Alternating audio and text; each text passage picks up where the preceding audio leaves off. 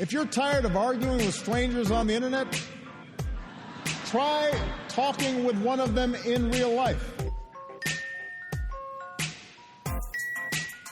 Welcome to Back in America, the podcast.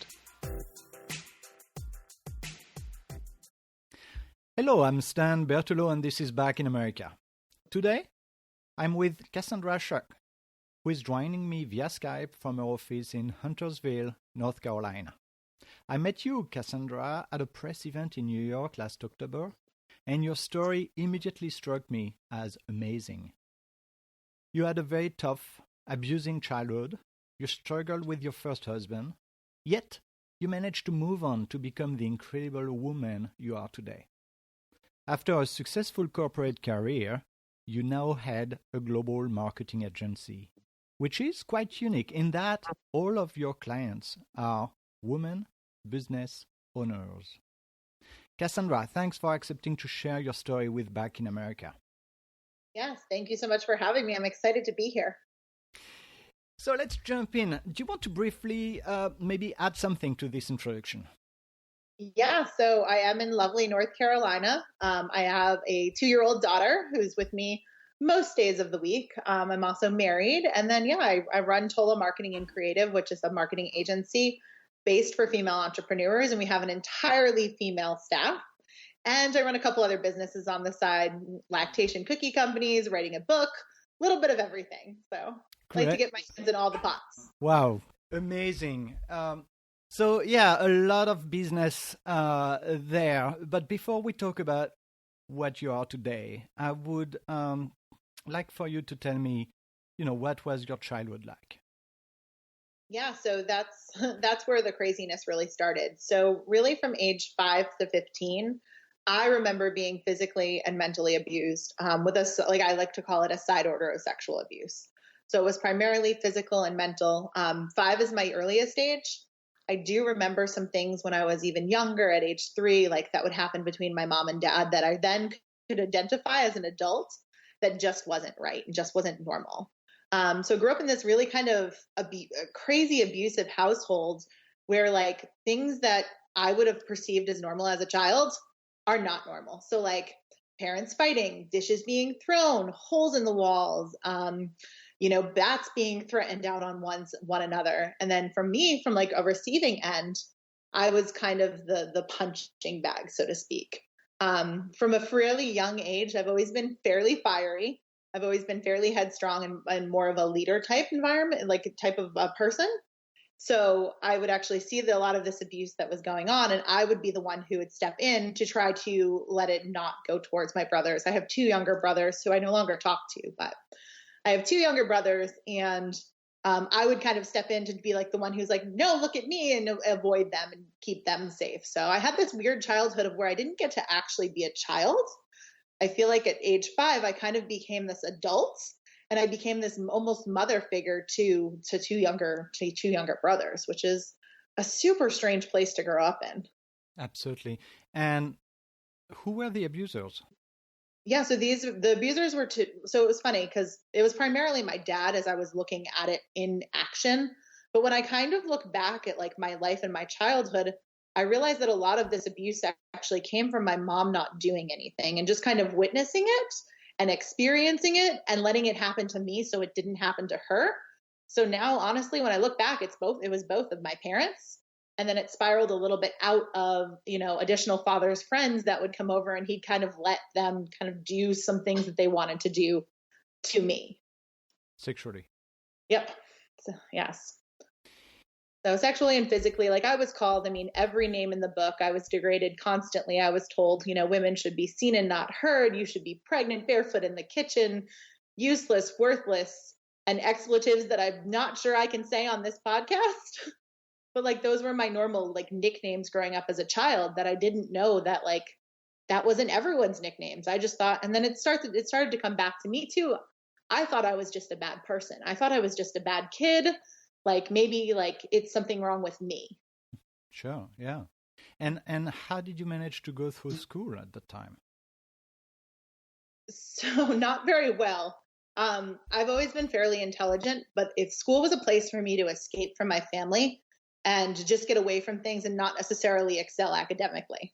So I kind of ebbed and flowed between people that I liked and didn't like for classes as a child, where I would get, straight A's in some classes and then basically fail like with a D minus, like scoot by in other classes just because I didn't care. And I had all of this stuff coming on and like stuff going like on at home that like it just wasn't my focus and wasn't my priority. So kind of skated through school, found a couple really good like soul connections, people who stepped into my life who like really sometimes haven't left. I excelled in music, and I had a band director who, when we kind of get to that part of the story, played a pivotal role in getting me out of my situation, because she knew what some of the stuff that was going on. Well, why don't you talk about that? Yeah, totally. So I played, my grandfather was a professional jazz trumpet player. I always thought music was kind of an escape for me. And that's one of the things that I like to say from my dad. I got a love of really awesome, like rock and roll, like classic rock music. That's like one of the only good things he like passed down to me. But kind of excelled in music, was a band president, was in middle school and high school, and kind of confined in this one band director. Her name's Miss B. So still relationship with her, but she kind of knew what was going on and kind of knew my whole story, knew like tried to get me out of the house a couple times, worked with Department of Child Services. We weren't able to be successful, but like she knew what was going on. And she is actually the one who signed, I dropped out of high school when I was 15. And she is the one who signed my student loan documents to get me into college because I tested into college. She's the one who literally came to the bank with me and put her name on that line so I could have some way to escape, some way to get out, and something to start and cultivate for myself. Wow. She's a remarkable, remarkable human being. And this was a really interesting point because I told my parents I was leaving. I said, I'm dropping out. I'm going to figure it out. And they really didn't do much to say yes or no to it. They were like, oh, okay, cool. Like, where you're going. Like, it wasn't like a big, huge ordeal, which sounds super strange. But on the day, a couple days before I was meant to leave or said to leave, my mom actually decided that would be the day she asked me to drive her to go get a divorce paper and a restraining order from my father. So this was a whole giant, 10 years of abuse, 10 years of witnessing and watching and not doing anything. And a couple days literally before I was set to leave, that's the day that she decided to do something to change the situation. That brings me to, the big question mark. How can someone survive what you went through? So I really think, so it's interesting because I've been asked this question multiple times by multiple people. And I feel like you're kind of predetermined to have a set path of what's going to happen in your life. So my brothers are both high school dropouts, no college educated, in and out of jobs, in and out of homelessness. I could have easily fell into that path. But from a young age, I did realize that there was something else out there. And I realized that this was just temporary. It sounds like a very innate wisdom thing for a child to go back and say, but I would always go in my room, kind of be silent, go in the corner and say, this is temporary. This is temporary. And I don't know where that came from. I think it was honestly my protection layer of my body shutting down and just really focusing on that. Like I used to always constantly say when I was a kid, I was like, I'm only here for 18 years anyway. Little did I know it was going to be 16, but I said, I'm only here for 18 years. Mm-hmm. And that was kind of like my mentality going into it is I'm like, I know that there's something else out there. And I feel like the couple core people, one of them being that band director that said, hey, we're going to get you out of this situation. Those were key pivotal people in my life that I wouldn't have probably been able to do what I did had it not been for them. So who were the people that knew of this situation beside that Mrs. B? Yeah, so I mean, honestly, quite a bit of them. I played soccer in high school. My soccer coach knew. I had the high school vice principal knew. The band director knew. I was trying to call for help. I was trying to use the education system. I was asking teachers. I worked with someone at I think it's Department of Child Services. So DCS up in Connecticut where I was. There was people that I was reaching out to. My grandparents, they knew. I mean, that blows my mind, right? Your grandparents knew, your coach knew, the education system. as a whole knew, and nothing happens. Child services knew. So the thing with my parents and the thing with especially with my dad is genius. My dad is very, very smart and knows how to cover his tracks. He worked for a lot of fairly large tech companies that if I say their names, people would know. And that was part of my upbringing too, was him bouncing around from job to job. When he would get a job and he would get drug tested a couple months later, they would let him go and he would find another high paying tech job. He's a layout engineer. So it was an interesting world where we didn't grow up poor, but we grew up in a volatile situation that wasn't stable. It wasn't safe. So you said drug tested, he was taking drugs. Oh yeah. So that was a huge piece of this is he was a full drug addict. I'm not sure the extent. What kind of drugs? So pot was one of his go-tos. My room constantly smelled like marijuana. It was right above the garage, and that was his sanctuary and his safe place. I know he did a lot of cocaine. I know they played around with some heroin, things of that nature, but I don't know the full extent of the amount of drugs and things that they've done. I know there was some narcotic usage. I know that there was some methamphetamine, but I don't know I was a child. I don't know the extent of all that it entailed. And the guys that came to see him that abused you were also consuming drug with him? Yeah, so some of them were his dealers and other of the people they believe he dealt to. So it wasn't, that was part of their relationship. That was how they knew each other. So you managed to go through college. You got married a first time? Yes. And fall into an abusive relationship once again. I did. So I went to what was the definition of safety for me, and I married a law enforcement officer. Because I was like, what is more safe than a law enforcement officer? There couldn't, in my mind, I'm I was 19. I'm there couldn't be anything. It'll be if anything happens to me, if anyone comes for me, if I don't know the full connection of my parents, I have someone to keep me safe. And for the first year, it was a good marriage. He was actually in charge of the narcotics team for the department that he worked at. So I was like, oh, perfect. Again, safety, security, this is what I'm looking for. And about a year in, things started to shift and things started to change quite a bit. I had graduated college when I was 20. So things started shifting in there when I got my first, decent job and when the dynamic of the relationship changed. And then by the second year, I was actually pregnant. So I would have a 10-year-old little boy. This was about 10 years ago, but I actually had a stillborn. I'm sorry. So as that was happening, my marriage was falling apart and he started becoming physically abusive to me. And then come to find out, really what set it all off is he was dating some other woman who he had arrested for intention to sell. Oh, it's a whole scandal. And he got her pregnant. So as I was literally losing our child, he was actually, we ended up getting divorced in October. They had their baby in August. Wow. And he had a baby, even before we were technically legally divorced. So kind of fell into that pattern again, not knowing, not willing, not my plan, but it happened. And you knew it was wrong, right? I knew it was wrong probably after the first year. The first year, I think it was fine because I was more in the submissive role. I was more in the feminine, I'm just going to school. I need you piece. And then it was really when I got that first job that was, higher than a salary of a police officer. That's when things really started to shift and change the dynamic between us, I think. Oh, and you think that salary thing made the difference with him? I think it was a piece of it. I think he still had pieces of him that he had yet to heal from his upbringing and things of that nature too. But I think that was a nice little catalyst jab for him that was almost emasculating, and he didn't know what to do except kind of that lashed out piece. Was he also from an abusive family? So he had yes and no. It was a different form of abuse. A lot of things between them. They still all talked. They still all communicated, but a lot of things were just kind of brushed underneath the rug. And You could feel the tension going into that family dynamic. At least I could.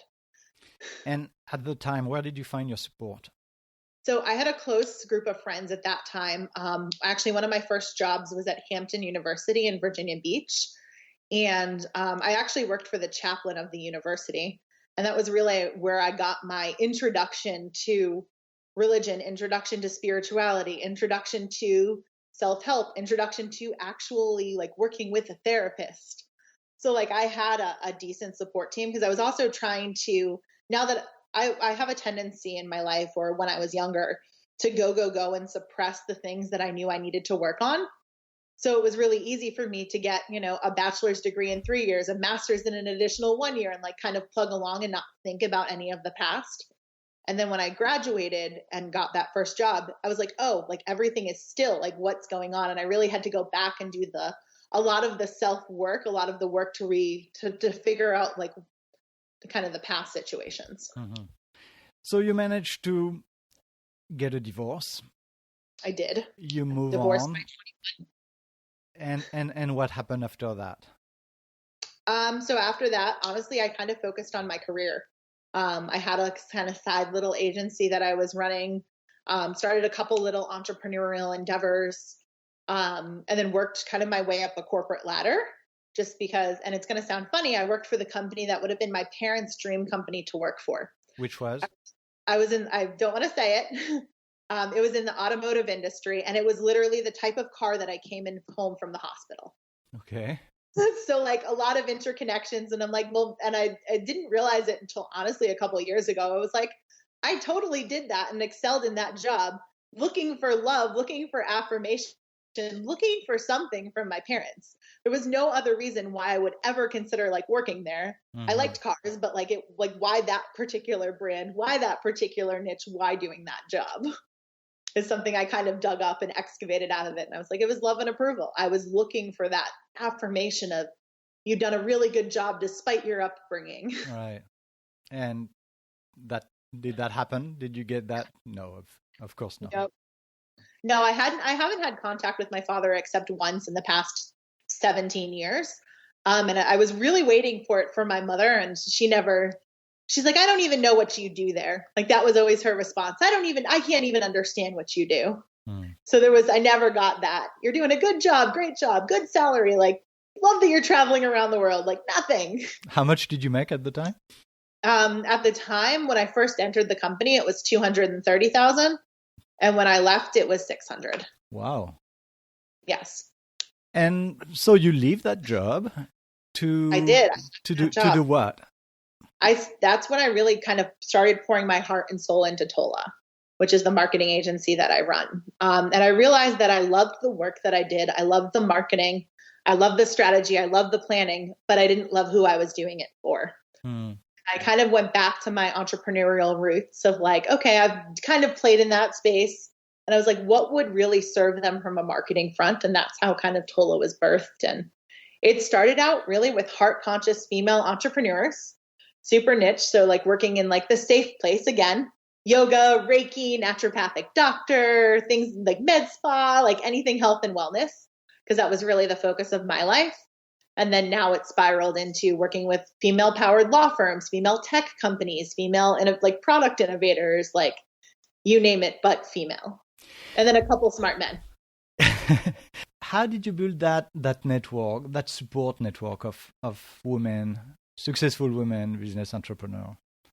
So a lot of times in the women's space, what I found is people feel alone.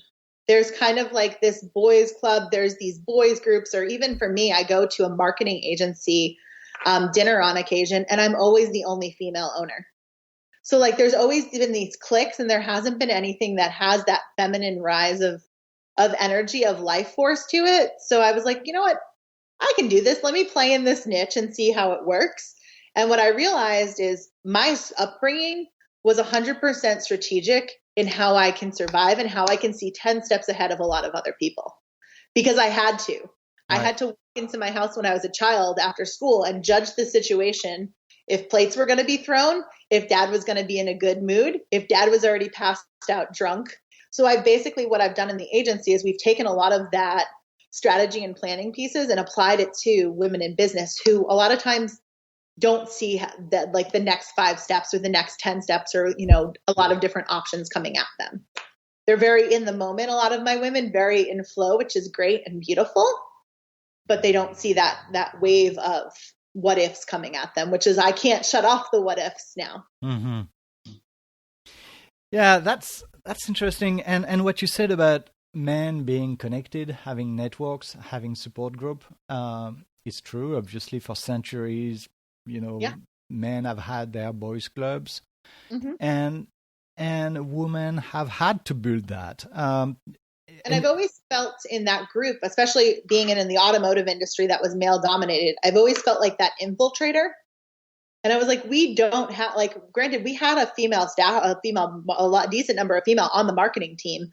But like in the top level executive lines, I was like the infiltrator. Like I would be asked on a regular basis if I was a secretary. Right. And like, no, I run the digital platforms for like 4 different car companies. Like, I don't get it. What were some of the other bias that you found you had to fight against? Yeah, so I feel like it's the not as competent, not as organized, and I feel like as a female in a company like that, you get pigeonholed into you should be good at X. So like for instance, I ran the digital strategies platform. I shouldn't have been good at technology because I was female and I didn't have one of the things that came out too is I have a marketing degree. I didn't have an traditional IT degree. Mm-hmm. So I heard that quite often. And it was really interesting kind of growing up in that because I had kind of the tech background and I've seen the tech world from many different angles. So it was interesting being really like submerged into that industry and then just hearing like, yes, you work on the digital platform side, but you're not tech. Like we have a tech team. And I'm like, it's tied together. Right. So I feel like that was a big piece. And I feel like I've always kind of been in a position that was a more male dominated position, even as a marketing agency owner. Like even doing the exact work that I do today, like the majority of agency owners are, I think last time I read the statistic was 86% of them are men. 14% of them are women. And I have yet to meet a single person who has a female focused team and a client base. And so how does your experience help you help other women? So I think for me, we tie a lot into our experience where we'll work on strategy and get them more into the masculine energy side of planning, of strategy, of actually road mapping, things of that nature. But we also, being female by nature, we understand when kids are sick. We understand that things happen. We understand when someone can't tell me why it doesn't feel right, but they say it just doesn't feel right. We understand that there's something that's blocking them. So we have a tendency to kind of work on both sides of the spectrum and understand, I think, a little bit more than where a lot of typically male-dominated agencies are. Mm-hmm. We still are like super driven. We still have run by everything by timelines, but we still have a little bit more ease and flow than from some of the other agencies that I've kind of secret shopped and had a website developed by. Right. And so how do your clients come to you? Is it word of mouth? Do they come to you because they know that you're very focused on the business woman entrepreneur, or do they just happen to discover that as they knock on your door? So all of the above. So word of mouth is huge for us. Almost every one of the clients we've ever worked with has referred an additional 2+ people. We have some that have referred 20 people and literally will shout it from the rooftops. One of the law firms that we worked with literally went to his former fraternity that was all lawyers from law school and told each one of them that they needed to hire me. And I'm like, oh, like, and they like, he had nothing but praise working, and they still work with us, nothing but praise for working with a female marketing agency. And again, another super male dominated industry. Oh, so that's interesting. So that's a male client referring other male clients. And then the next piece that we found, is we work with a lot of other female companies. So we have a couple female law firms that we work with. We have a couple female accounting teams that we work with, a couple female bookkeepers that we work with. So there's just a lot of cross-pollination between female-dominated industries. And then a lot of it is word of mouth. Right. So you do support businesswomen entrepreneur. Who is supporting you today? So my husband is definitely a huge support in my life. He's actually coming and taking a larger role in the business and personal. Oh, that's so he's fantastic. retiring April 30th, and he's going to come spearhead the agencies and a couple of our other businesses. I have a small circle, close knit of friends that have been friends for 15 plus years. We still stay in contact and still have kind of a text message chain going at all times. My daughter is a huge support for me, just for the fact that I didn't get that childhood. So now I'm getting to relive some of the things that I think children should be able to do, and should be able to enjoy. So that's kind of, it's been life altering and life shifting, and it's been a huge support that I didn't even know I needed. Okay, well, I think we are getting to the end of our discussion, and because this is back in America, I would love you to tell me what is an American to you. Yeah, so an American to me, I kind of go back to the term American dream. I feel like that's something that my grandparents were first generation, so that's something that I heard them preach growing up as a young child, was the American dream. And I feel like it's taking that quote American dream and exploiting it onto whatever it is you so do choose. We have so many liberties and so many freedoms that we take for granted in this country, and that I don't think we use to our fullest advantage. Like if I were to live in Saudi America, I wouldn't be able to start a female-based business that's, an empire that I'm growing. So I think that's something that I don't think of on a regular basis from a gratitude perspective, but it's something that is like innately American. And it's innately something that we're gifted with, and something that we're able to use and cultivate in this country that, again, in the female industry, I wouldn't be able to do what I'm doing in a lot of other places. That's good. Thanks. We had that discussion about either a book or either a movie or either something that has been greatly inspirational for you. Movie, I was thinking about something that kind of I watch on a regular basis, and it's The Greatest Showman. I don't know if you've seen that. Mm-hmm. Not yet, no. You have to watch it. It's amazing. It's the story of P.T. Barnum, who created the Barnum and Bailey Circus.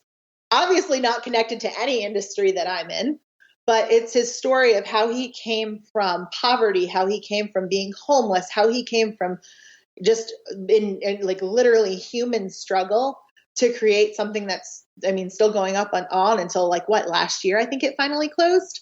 But it's just a beautifully crafted movie of how he's also taken these misfits, these people who didn't fit in society, and create something that was true to him and that really revolutionized and changed the world. So it's The Greatest Showman. It's with Hugh Jackman. It is an amazing movie. I have the soundtrack on way too often for my team to actually listen to. They're like, "Oh, we're listening to this again, Cass?" And I'm like, "Yes, go with it. Get in the mood." Thanks. You have to do that. And do you think you sort of identify to that story? I do identify to it. In the beginning of the movie, his father passes away, but he is homeless. He's scrounging for food. He's trying to make ends meet. He gets laid off from a job. There's so much just turmoil and just shakiness on his upbringing that he's still able to create something and connect with something and connect with so many other human beings, which I love. Great. Is that connection piece. Fantastic.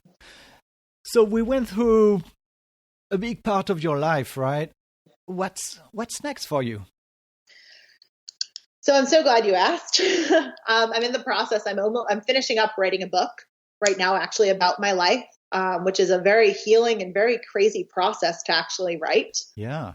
Especially when you've suppressed things down for so long. So that's kind of one of the things that's next. And honestly, is taking my story and starting to speak more about it to help people who've had similar stories, similar past. It was shocking to me, and it's still shocking to me. Every time I say some part of my story to someone, they have a connection to it. Mm-hmm. Be it someone physically abused them, someone mentally abused them, someone sexually abused them, someone just told them that they weren't good enough, pretty enough, tall enough, whatever the case is enough. So it's really getting my story out there to help support and uplift other people. And where do you stand on that project? So the book is 3/4 of the way written. I'm working with a literary agent right now to find a publisher. So that I know that that's going to be a long process, probably 2+ years, but I'm starting to speak, and I'm actually speaking at a couple events coming in 2020. Congratulations. That's yes, exciting. Thank you. I figured I'd just take the leap and put them on the calendar and then, then figure it out. Where do you find the time to write it? Honestly, what I've been doing is as soon as I wake up, I've been writing pretty much consistently for, I would say, the past 18 months. Is just going back, and I actually had to make a timeline, which sounds so funny because I didn't know what happened at what age. So I've spent the last 18 months really going year by year and writing out the key pivotal points, what happened, what I remember, what I did, and from really age that 5 through 15. All right, cool. Well, Cassandra, thank you so much. One last thing, where would people go to find more about you? Yeah, so CassandraShuck.com is like my all things website homepage. It has links to the podcast that I host. It has links to my social media for Instagram and Facebook. It has a free community in there. And then it actually has links to Tola and a couple of my other businesses as well. CassandraShuck.com, right? Yes. And that's SHUCK. Yep, that's correct. Cassandra, thank you so much. Thank you so much for having me. You're very welcome.